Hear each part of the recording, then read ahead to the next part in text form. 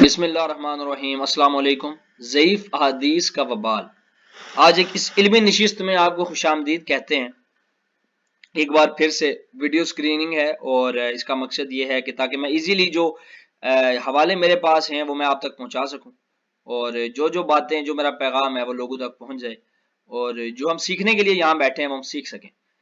تو آج ہم تصوف سیکھنے بیٹھے ہیں، اور تصوف کے بارے میں جو سب سے مشہور کتاب ہے تذکرۃ الاولیاء، اس کے اندر موجود ایک ولی کی کرامات پڑھیں گے اور اس کے اوپر بات کریں گے، دیکھیں گے کہ کتنے پہنچے ہوئے ولی تھے۔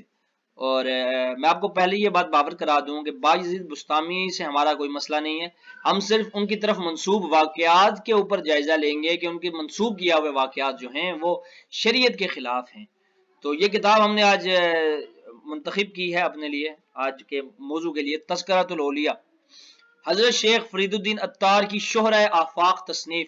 یہ اس کا اردو ترجمہ ہے جو الفاروق بک فاؤنڈیشن سے چھپا ہے، اور اس کے بعد اس کو پہلے بتا دوں آپ کو، ضیاء القرآن پبلیکیشن سے آئی ہے۔ یہ کسی وہابی یا کسی اہل حدیث یا سعودی عرب سے چھپ کے نہیں آئی ہے، یہ ضیاء القرآن پبلیکیشن سے چھپ کے آئی ہے۔ خیر، اس میں انہوں نے بہت سارے بزرگان دین کے نام دیے ہیں، جیسے سٹارٹ میں تذکرہ عطار، پھر امام جعفر صادق، اویس کرنی، حسن بصری، مالک بن دینار، محمد واسع، حبیب عجمی، ابو حازم مکی، عتبہ بن غلام، رابعہ بصری، فضیل بن ایاز، ابراہیم ادہم، بشر حافی، ذوالنون مصری، بایزید بستامی، عبداللہ ابن مبارک، سفیان ثوری، اور بہت سارے اولیاء اللہ اور تابعین اور تبع تابعین کا ذکر اس کے اندر موجود ہے۔ خیر، اس کے اندر جن شخصیت کو ہم نے آج منتخب کیا ہے وہ ہیں جناب بایزید بستامی۔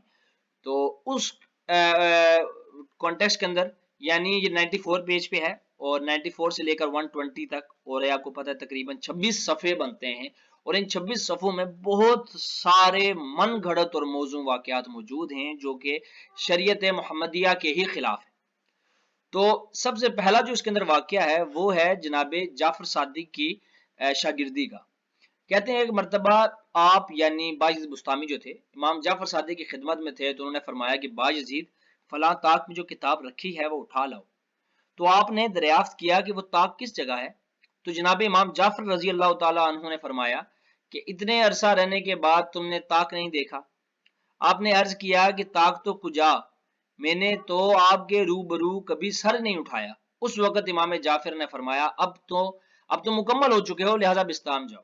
تو اگر آپ ان دونوں کی ڈیٹ آف ڈیتھ اور ڈیٹ آف برتھ، یعنی کہ امام جعفر صادق کی ڈیٹ آف ڈیتھ جو ہے اس میں اور بایزید بستامی کی تاریخ پیدائش میں تقریباً 40 سال کا فرق ہے، یعنی سما بنتا ہی نہیں ہے، 40 سال کا فرق ہے، اور اس فرق کو انہوں نے یوں ختم کر دیا۔ انہوں نے کہا بھائی نہیں، امام جعفر صادق کے شاگرد تھے تو تھے، اب بے شک وہ ان کی وفات کے 40 سال بعد پیدا ہو رہے ہیں، پھر بھی شاگرد تھے جن سے انہوں نے بالمشافہ تعلیم حاصل کی ہے، فیس ٹو فیس۔ خیر، اگلی جو اس کے اندر واقعہ جو میں جس بارے میں بات کروں گا وہ ہوا یہ کہ آپ حج کرنے گئے۔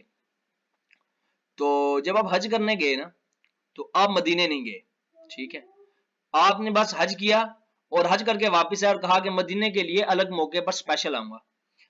تو چنانچہ جب دوسرے سال مدینہ منورہ روانہ ہوئے تو بہت سے افراد آپ کے ہمراہ ہو گئے، لیکن آپ نے اس سے چھٹکارا حاصل کرنے کے لیے اللہ سے دعا کی کہ میں اکیلا جاؤں، یہ اتنے زیادہ لوگ میرے ساتھ نہ چلیں۔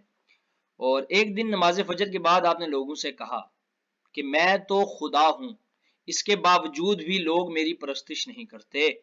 یہ کفریہ کلمہ ہے، اور یہ کفریہ کلمہ انہوں نے کہا، اور لوگ یہ سن کر کہ آپ پاگل ہیں سمجھ کر کنارہ کش ہو گئے۔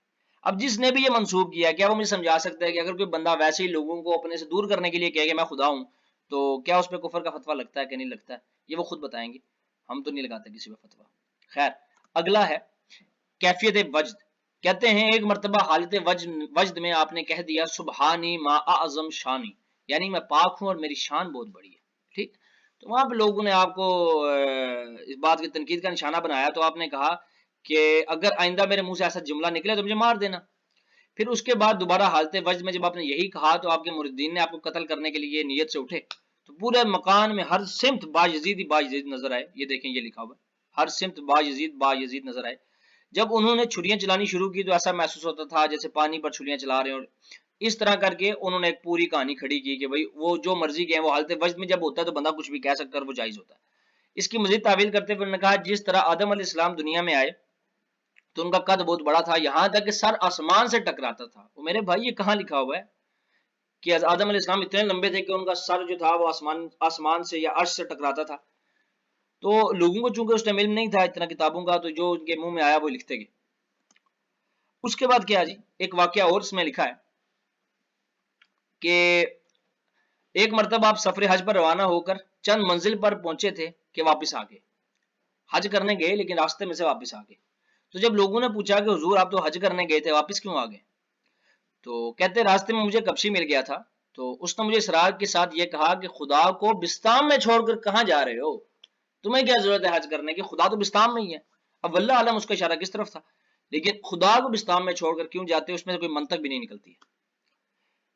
یہ کافی نہیں تھا کہ ایک دفعہ آپ حج کرنے جا رہے تھے تو کسی نے راستے میں روکا اور پوچھا جی کہاں جا رہے ہیں، تو آپ نے کہا کہ میرے پاس میں حج کرنے جا رہا ہوں.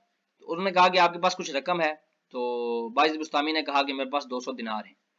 تو اس نے عرض کی کہ میں مفلس ہوں، غریب ہوں، تو یہ رقم مجھے دے دو اور 7 مرتبہ میرا طواف کرو، تمہارا حج ہو جائے گا. اب ایک جاہل سا آدمی تھا، اس آدمی نے آگے باعث بستامی کو یہ بات کی.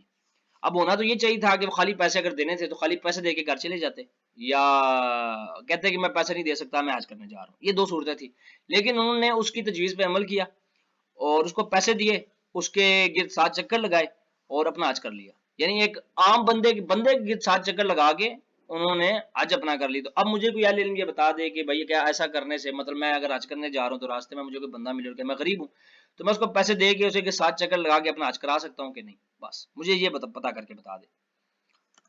اچھا جی، خالی بات یہاں ختم نہیں ہوتی. حضرت ذوالنون مصری نے آپ کی خدمت میں ایک جائے نماز ارسال کی تو آپ نے یہ کہہ کر واپس کر دی مجھے اس کی حاجت نہیں ہے، البتہ ایک مسند کی ضرورت ہے. یعنی اب میں ایسا بے نیاز ہو چکا ہوں کہ مجھے نماز معاف ہو چکی ہے، جو نماز انبیاء کو معاف نہیں، جو صحابہ کرام رضوان اللہ اجمعین کو معاف نہیں، جو اہل بیت اطہار کو معاف نہیں، وہ حضرت باعزید بستامی کو معاف ہے. ان کے اوپر نماز معاف ہے، ان کو نماز کی کوئی ضرورت نہیں ہے. خیر، اگلا واقعہ. کہتے ہیں پاس ایک بندہ آیا اور کہ آپ کی جو تعلیم ہے، میں اتنے عرصے سے آپ کے پاس ہوں لیکن آپ کی تعلیم کا مجھ پر اثر نہیں ہو رہا. تو آپ نے فرمایا کہ تیرے اوپر اثر نہ ایک ہی صورت میں ہو سکتا ہے، اگر تم میرے کہے کی بات مان لے تو اس نے کہا جی ضرور بتائیں کیا کروں.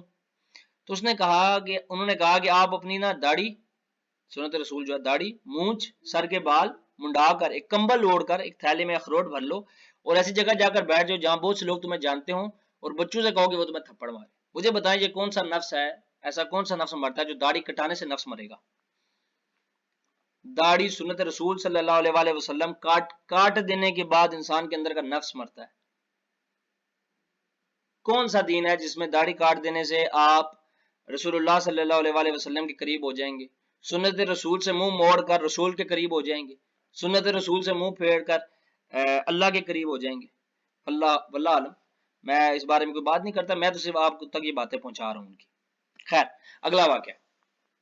کہتے ہیں شفیق بلخی کا ایک ارادت مند یا مرید سفر حج پر روانہ ہوتے ہوئے با یزید کے ہاں شرف نیاز کے لیے حاضر ہوا تو آپ نے پوچھا کہ کس سے بیعت ہو، اور جب اس نے اپنے مرشد کا نام بتایا یعنی شفیق بلخی تو فرمایا کہ تمہارے مرشد کے اقوال اور اعمال کیا ہیں، یعنی وہ کیا کرتے ہیں. تو اس نے عرض کی ان کا عمل تو یہ ہے کہ مخلوق سے بالکل بے نیاز ہیں، متوکل علی اللہ ہو گئے ہیں، یعنی اللہ پر مکمل توکل کرتے ہیں. اور قول یہ ہے کہ اگر بارش نہ ہونے سے، سمجھانے کے لیے ایک مثال کے طور پہ ان کے مرید نے بات کی کہ قول یہ ہے کہ اگر بارش نہ ہونے سے غلہ پیدا نہ ہو اور پوری مخلوق میری عیال میں داخل ہو جب بھی میں توکل ترک نہیں کر سکتا. تو انہوں نے سمجھایا کہ وہ فرماتے ہیں کہ اگر بارش نہ ہو اور غلہ پیدا نہ ہو تو تب بھی میں توکل نہیں چھوڑتا، اللہ پہ توکل ہی کرتا ہوں. تو یہ سن کر بھائی یزید نے فرمایا وہ بڑا کافر اور مشرک ہے، نعوذ باللہ من ذالک. یعنی جو اللہ پر توکل کی بات کر رہا ہے، جو اللہ پر بھروسے کی بات کر رہا ہے، وہ جو صرف اور صرف اللہ پر توکل کی بات کر رہا ہے، اس کو باعزید بستامی نے کافر اور مشرک ہونے کا فتویٰ دیا ہے. آج ہم بات کریں گے تو کہیں گے جی دیکھو تم کون ہوتے ہو. یعنی ایک بندہ توحید کی بات کرے تو وہ مشرک ہے، ایک بندہ توحید کی بات کرے تو وہ اس کے اوپر آپ الزام لگا دو، جیسے آج کل بھی ہوتا ہے. آپ توحید کی بات کریں وہابی، آپ رسول اللہ صلی اللہ علیہ وآلہ وسلم کی محبت کی بات کریں تو آپ بریلوی، آپ اہل بیت کی محبت کریں تو بات کریں تو آپ شیعہ ہیں. تو اسی طرح فتوے ان کے بزرگ بھی لگایا کرتے تھے. خیر، آگے کام تھوڑا سا انٹینس ہونے لگا ہے. دیدار. کسی بزرگ نے مراقبے کے بعد سوال کیا کہ اس وقت آپ کہاں تھے، یعنی مراقبے کے دوران آپ کہاں تھے؟ تو فرمایا میں بارگاہ خداوندی میں اس وقت بارگاہ خداوندی میں تھا۔ تو انہوں نے کہا، جو وہ بزرگ تھے دوسرے، انہوں نے کہا میں بھی تو ادھر ہی تھا لیکن میں نے آپ کو دیکھا نہیں۔ تو آپ نے فرمایا تیرے اور اللہ کے مابین ایک حجاب تھا، میں اللہ کے سامنے بیٹھا ہوا تھا، اسی وجہ سے تم نے مجھے نہیں دیکھا، جیسے تم اللہ کو نہیں دیکھ سکتے، تو حجاب تھا، میں حجاب کے اس طرف اللہ کے بالکل سامنے بغیر حجاب کے بیٹھا ہوا۔ واللہ اکبر، استغفر اللہ استغفر اللہ۔ خیر، یہ بات بہت زیادہ انٹینس ہے۔ کہتے ہیں کہ 30 سال تک اللہ میرا آئینہ تھا، لیکن اب میں خود آئینہ بن گیا، اس لیے کہ میں نے اس کی یاد میں خود کو بھی اس طرح فراموش کر دیا کہ اب اللہ میری زبان بن چکا ہے۔ نعوذ باللہ من ذالک، یعنی میری زبان سے نکلنے والے کلمات، جو باتیں میں تمہیں کہہ رہا ہوں، یہ اصل میں زبان خداوندی سے ادا ہو رہے ہیں اور میرا وجود بیچ میں سے ختم ہو چکا ہے۔ یہ حلولیہ کا عقیدہ ہے، یہ حلولیہ کا عقیدہ ہے کہ اللہ جو ہے وہ خالق کائنات جو ہے وہ انسان کے اندر حلول کر جاتا ہے۔ یہ حلولیہ کا عقیدہ انہوں نے یہاں پر ایک دفعہ پھر اس کی ریپرزنٹیشن کی ہے۔ خیر، عرش کی حقیقت کے متعلق ایک شخص آپ کے پاس آیا تو اس نے کہا کہ حضور عرش کیا ہے؟ تو باز بستامی کہتے ہیں عرش میں ہوں، نعوذ باللہ استغفر اللہ۔ پھر کرسی کے متعلق پوچھا تو آپ نے فرمایا کرسی بھی میں ہوں۔ پھر قلم کے بارے میں پوچھا تو آپ نے یہی فرمایا کہ میں ہوں۔ اس کے بعد سائل نے اللہ تعالیٰ کے تو اور بھی بہت سے نیک بندے ہیں، مطلب آپ اپنی طرف اشارے کرتے ہیں کہ عرش بھی میں ہوں، کرسی بھی میں ہوں، قلم بھی میں ہوں، ٹھیک ہے۔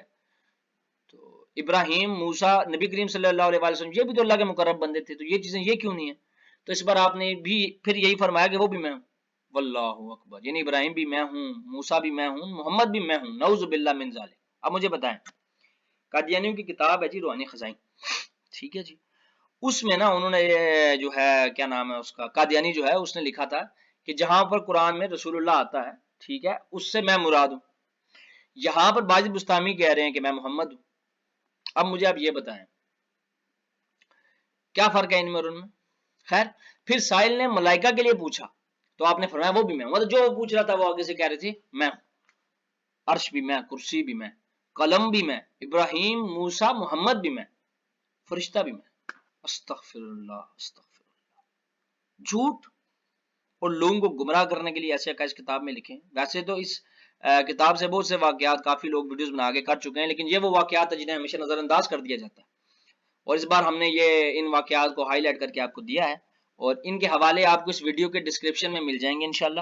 اور اگر کوئی بندہ سکرین شاٹ کا حامی ہے تو انشاءاللہ ہم اگلی ویڈیو سے پہلے اس کے سکرین شاٹ بھی ایک البم کی صورت میں اپلوڈ کر دیں گے، اور یہ سکرین شاٹ آپ آگے شیئر کر سکتے ہیں۔ اور آخر میں باز بستامی کی معراج کی کیفیت، یہ بہت لمبا واقعہ ہے، بہت کہانیاں اس کے اندر، بہت جھوٹ، بہت خرافات لکھی ہوئی ہیں، میں وہ پڑھنا نہیں چاہتا، بہت سے لوگ پڑھ کے سنا چکے ہوئے ہیں۔ تو میں صرف یہاں پر اس ویڈیو کو اینڈ کرتا ہوں۔ اس ویڈیو کو لائک کریں، کمنٹ کریں، ہمارے چینل کو سبسکرائب کریں، فیس بک پہ سنیں تو فیس بک پہ شیئر کریں، اور زیادہ سے زیادہ لوگوں تک اس کتاب کی حقیقت پہنچائیں کہ اس کتاب میں کتنے بڑے بڑے جھوٹ باز بستامی کی طرف منسوخ کیے ہوئے ہیں، اور اس کے اندر کتنی بڑی بڑی گستاخیاں ہیں۔ تو اگر میں غلطی پر ہوں تو آپ اصلاح فرمائیے، اور ان کی صحیح معنوں میں تعویل پیش کیجئے جو مجھے سمجھ نہیں آئی ہے، اور اگر یہ آپ کی کتاب نہیں ہے تو پھر بتائیے کہ یہ آپ کی کتاب نہیں ہے سر عام۔ خیر، تو آپ کا ہمارا ساتھ یہیں تک تھا، انشاءاللہ اگلی ویڈیو میں ایک بار پھر ملیں گے۔ السلام علیکم وما علینا الا البلاغ المبین۔